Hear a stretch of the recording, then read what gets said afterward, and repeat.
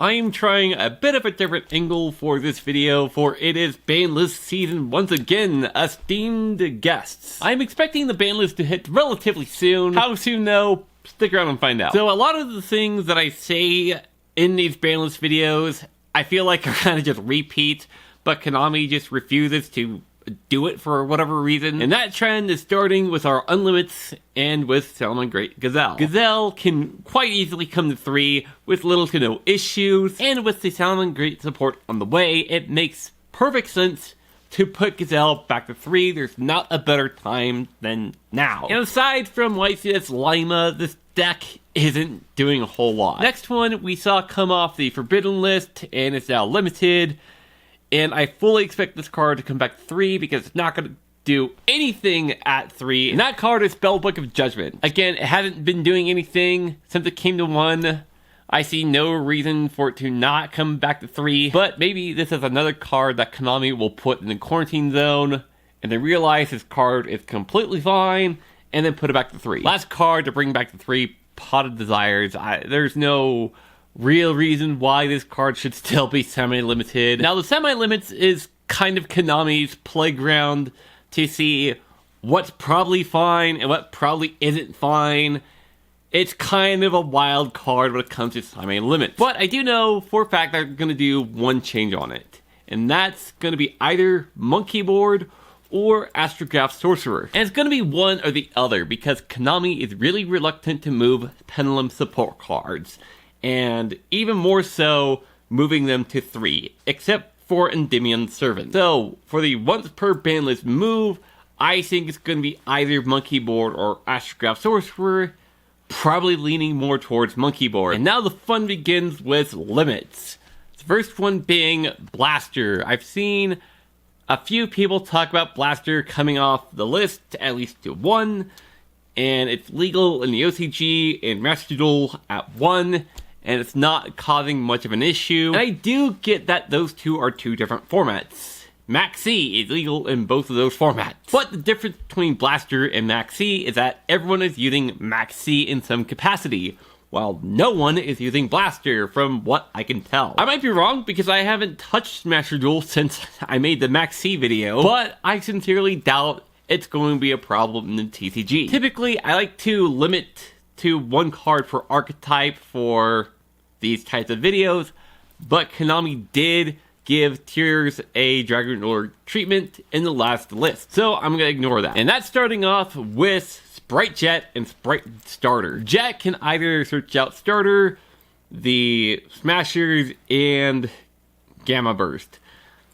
I don't know why that was so difficult for me, but here we are. And you can search out Jet with blue, and then summon Jet, and search out the Starter, and then get red onto the board with Starter. That's just kind of silly. There is a bit of an argument that can be made to put blue to 1 and not Jet, because blue can search out Jet and all the other Sprite monsters, and it kind of works the opposite way, where you can just summon blue, search out Jet, special summon Jet, and then get out Starter. So it can go either way by hitting Jet or blue to 1, or maybe both, along with Starter. I will say, by hitting Jet to 1 instead of blue, makes it so that sprites can come back if their board is broken somehow. We're not trying to kill the deck entirely, just a little bit. And putting Starter to 1 either forces you to use Starter as extension, maybe get out a red just in case if you're fearing Nibiru that turn, or you can use it on your opponent's turn as disruption to get out either red or carrot, whichever one you need for the situation. Having the option to do both is just kind of silly. With that said, I will mention that people were calling for Quick Launch to be limited back in 2019 when Dragon Link was meta, but instead they banned LP, which is good, and they limited Striker Dragon.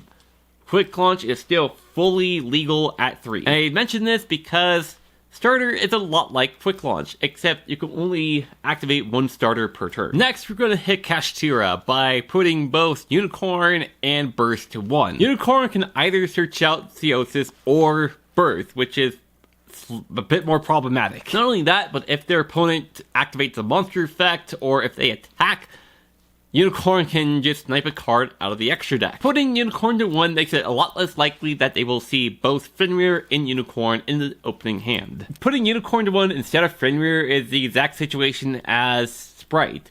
You don't want to kill the deck entirely, just a little bit. And Birth is just a little silly. Being able to revive from either Banish or Graveyard, while being able to normal summon a level 7 without Tribute, is kind of a lot. On top of that, if their opponent activates a spell card, they can banish 3 cards from the graveyard face down, which activates zone locking nonsense. On to the bans. These 2 cards are going to be here for the exact same reason, and that is Gimmick Puppet Nightmare and Ra's Disciple. Here we are in the year 2023 with Ra's Disciple potentially up for being banned. That was not on my bingo card. The reason why I'm placing these both here is because of Branded Expulsion, which summons a card to your side and your opponent's side. And the card you would give to your opponent would either be Nightmare or Ra's Disciple. And Nightmare being the more problematic one. And I've seen people talk about having Expulsion banned instead of those 2 cards. But we're getting the new Albion fusion in Cyberstorm Access, which pretty much does the exact same thing that Expulsion does, except it's attached to a monster effect. But here's the catch to it. You can't target it. So the only way you're outing that card before activating the effect is either you have Forbidden Droplet, or your opponent just lets you go into main phase, and you drop a Dark Ruler no more. Probably worth to mention here that if your opponent lets you get into main phase, you could also drop a Dark Hole, but you're definitely not getting to battle phase to drop it evenly matched. Because once they realize that you have it evenly matched, they are quickly going to activate the Albion to give you the Giving Nightmare or the Ra's Disciple, and you're not activating evenly matched that turn. So we can try to ban Expulsion, but really I don't think that fixes it enough. So this could really easily become another Helgi Firebreak situation, hitting cards around problematic cards before we hit the actual problem, which is kind of how Konami handles things now, but that's another subject for a whole other video. So until we can actually hit Albion, it doesn't make sense to hit Expulsion. So I think our best bet is to hit both Nightmare and Ra's Disciple. So Konami has a bit of a reputation at this point for format lag, which is to ban cards the format after they're a problem in. And that's the logic I'm going to use on this next card, Dimension Shifter. It should have been banned a couple formats ago, but it wasn't. So I feel like Konami's now going to put that on the ban list 2 formats later. Blue used that card in the main deck. Now they're pretty much just citing it because Kashtira is a thing, and they really don't want Kashtira to have more banished cards, so they're gonna put it to banned after it was a problem. And speaking about Flu, another card that should be banned, Harpy's Featherstorm. Not only are they able to use it, but they can set it off of triple Tactus Thrust. Who knew I would be thrusted so hard by a bunch of birds? Now, I have mentioned before that Harpy's Featherstorm should be banned, and it just didn't happen. But with how easy it can be set off of Thrust, I think there's a pretty good chance now that it will get banned. Last card to be banned is at the top of everyone's hit list, and that is number 89, Diabolosis Mind Hacker. This only helps Kashtira lock out your zones, do the 9-zone lockout, snipes cards out of your extra deck, and even helps to deck you out. This card is not okay, Konami. Why? Now, as for when the ban list will be released, I think either this upcoming Monday or the Monday after. First reason why I think this is because this is keeping up with the one ban list per 2 months that they've kind of set for themselves, but they can break that at any time. Number 2 is that it seems like they release ban lists a week or 2 after a core set release. And this is why we fact check ourselves, because the last ban list came out a few days before Photon Hypernova, and the one before that came out a month after Darkwing Blast. So, I'm just talking nonsense here.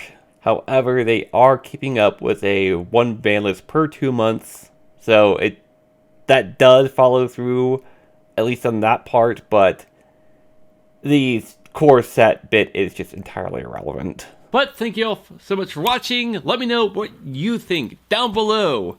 And while you're down there, touch that subscribe button. Just a little boop. You know, that's all I need. My name is Vincent. I am the Race Duelist. Goodbye.